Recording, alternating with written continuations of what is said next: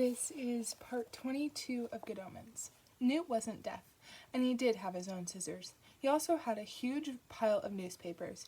If he had known that army life consisted chiefly of applying the one to the other, he used to muse, he would never have joined.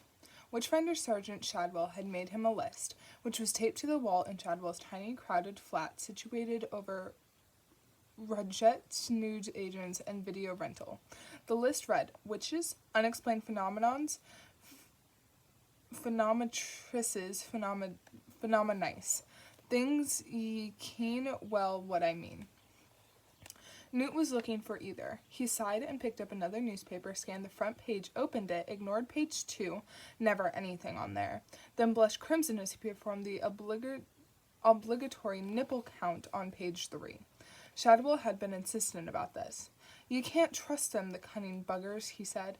"It'd be just like them to come right out in the open, like defying us." A couple in black turtleneck sweaters glowered at the camera in page 9. They claimed to lead the largest coven in Safford Walden and to restore sexual potency by the use of small and very phallic dolls. The newspaper was offering 10 of the dolls to readers who were prepared to write "My Most Embarrassing Moment of Impotency" stories. Newt cut the story out and stuck it into a scrapbook. There was a muffled thumping on the door. Newt opened it. A pile of newspapers stood there. Shift yourself, Private Pulsifer," it barked, and it shuffled into the room. The newspapers fell to the floor, revealing Witchfinder Sergeant Shadwell, who coughed painfully and relit his cigarette, which had gone out. You want to watch them. He's one of them," he said. "Who, sir?" "Take your ease, Private. Him, that little brown feller, Mr. So-called Rudget. It's them terrible foreign arts. The ruby squinty eye of the little yellow god. Woman with too many arms. Witches, the lot of them." "He does give us the newspaper free, though, Sergeant," said Newt. "And they're not too old. And voodoo. I bet he does voodoo. Sacrificing chickens to the Baron Saturday. You know, the tall darky bugger in the top hat. Brings people back from the dead, eh? And makes them work on the Sabbath day. Voodoo," Shadwell sniffed speculatively. Newt tried to picture Shadwell's landlord as an exponent of voodoo. Certainly, Mr. Rajesh worked on the Sabbath. In fact, with his plump, quiet wife and plump, cheerful children, he worked around the clock, never mind the calendar, diligently filling the area's needs in the matter of soft drinks, white bread, tobacco, sweets, newspapers, magazines, and the type of top-shelf pornography that made Newt's eyes water just to think about. The worst you could imagine Mr. Rajet doing with a chicken was selling it after the sell-by date. "But Mr. Rajet's from Bangladesh, or India, or somewhere," he said. "I thought voodoo came from the West Indies." "Ah," said Witchfinder Sergeant Shadwell, and took another drag on his cigarette, or appeared to. Newt had never actually quite seen one of his superior's cigarettes. It was something to do with the way he kept his hands. He even made the ends disappear when he finished with them. "Ah, well, doesn't it? Hidden wisdom, lad. Inner military secrets of the Witchfinder army. When you're all initiated proper, you'll know the secret truth. Some voodoo may come from the West Indies. I'll grant you that. Oh, yes, I'll grant you that. But the worst kind, the darkest kind, that comes from, Bangladesh? Yes, lad, that's it. Words right out of me mouth. Bangladesh, exactly." Shadwell made the end of a cigarette vanish and managed furtively to roll another, never letting papers or tobacco be seen. "So you got anything, Witchfinder Private?" "Well, there's this." Newton held out a clipping. Shadwell squinted at it. "Oh, them," he said. "Load of rubbish. Call themselves bloody witches? I checked them out last year. Went down with me armory of righteousness and a packet of firelighters. Jimmied the place open. They were clean as a whistle.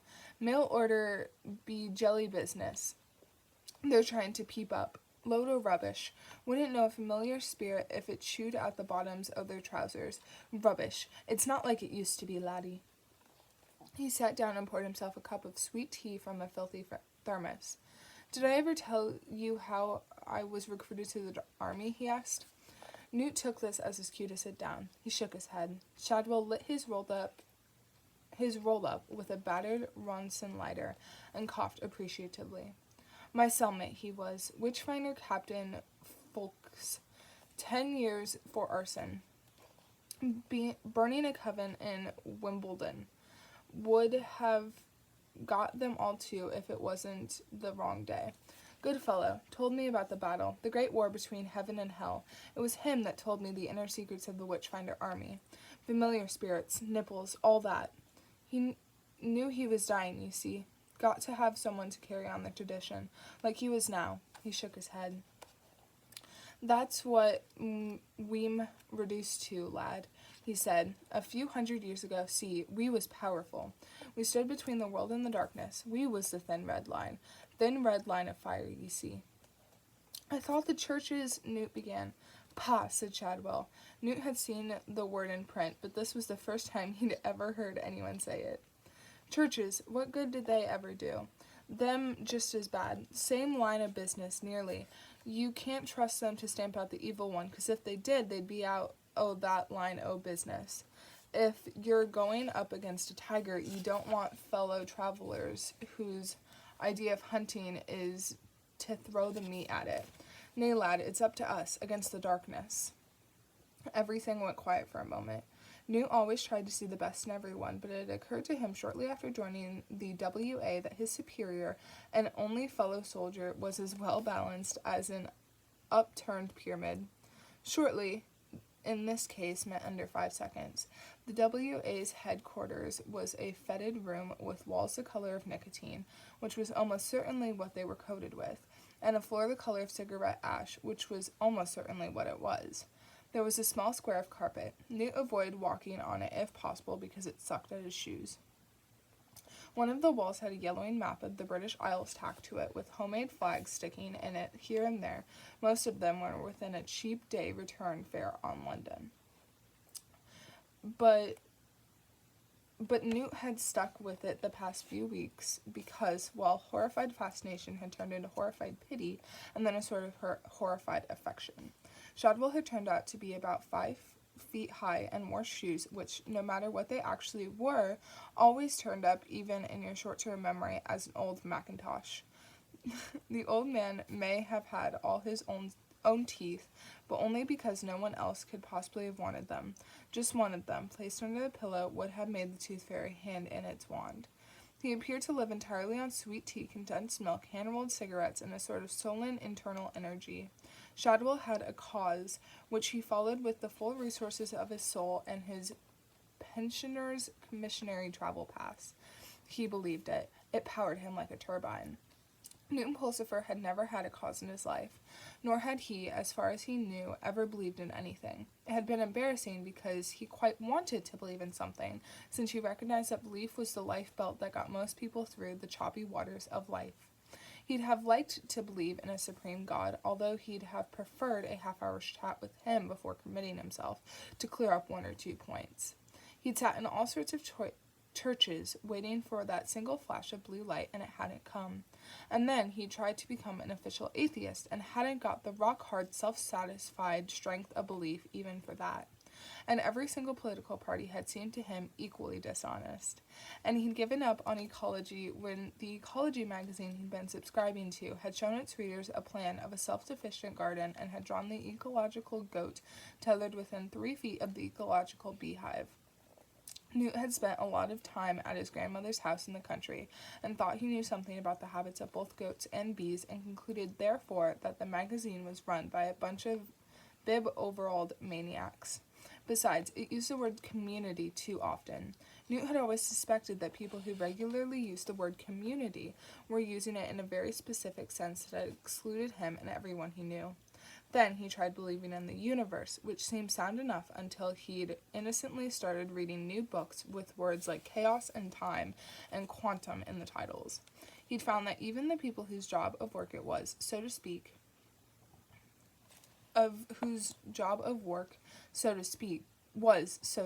the universe, didn't really believe in it and were actually quite proud of not knowing what it really was, or even if it could theoretically exist.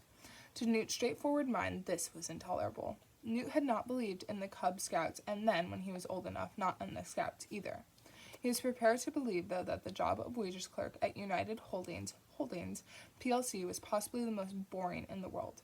This is how Newton Pulsifer looked as a man. If he went into a phone booth and changed, he might manage to come out looking like Clark Kent. But he found he rather liked Shadwell. People often did, much to Shadwell's annoyance. The Rajich liked him because he always eventually paid his rent and didn't cause any trouble, and was racist in such a glowering, undirected way that it was quite inoffensive. It was simply that Shadwell hated everyone in the world regardless of caste, color, or creed, and wasn't going to make any exceptions for anyone. Madame Tracy liked him. Newt had been amazed to find that the tenant of the other flat was a middle-aged motherly soul whose gentleman callers called as much for a cup of tea and a nice chat as for what discipline she still was able to exact. Sometimes, when he nursed a half-pint of Guinness on Saturday night, Shadwell would stand in the corridor between their rooms and shout things like, "Hurrah, Babylon!" But she told Newt privately that she'd always felt rather gratified about this, even though the closest she'd been to Babylon was Tormenellos. It was like free advertising, she said. She said she didn't mind him banging on the wall and swearing during her seance afternoons either. Her knees had been giving her jip, and she wasn't always up to operating the table rapper, she said, so a bit of muffled thumping came in useful. On Sundays, she'd leave him a bit of dinner on his doorstep, with another plate on the top of it to keep it warm. You couldn't help liking Shadwell, she said. For all the good it did, though, she might as well be flicking bread pellets into a black hole. Newt remembered the other cuttings. He pushed them across the stained desk. "What are these?" said Shadwell suspiciously. "Phenomena," said Newt. "You said to look for phenomena. There's more phenomena than witches these days, I'm afraid." "Anyone been shooting hares with a silver bullet, and next day an old crone in the village is walking with a limp?" Shadwell said hopefully. "I'm afraid not." "Any cows dropping dead after some woman has looked at them?" "No." "What is it, then?" said Shadwell. He shuffled across to the sticky brown cupboard and pulled out a tin of condensed milk. "Odd things happening," said Newt. He'd spent weeks on this. Shadwell had really let the papers pile up. Some of them went back for years. Newt had quite a good memory, perhaps because of his 23 years.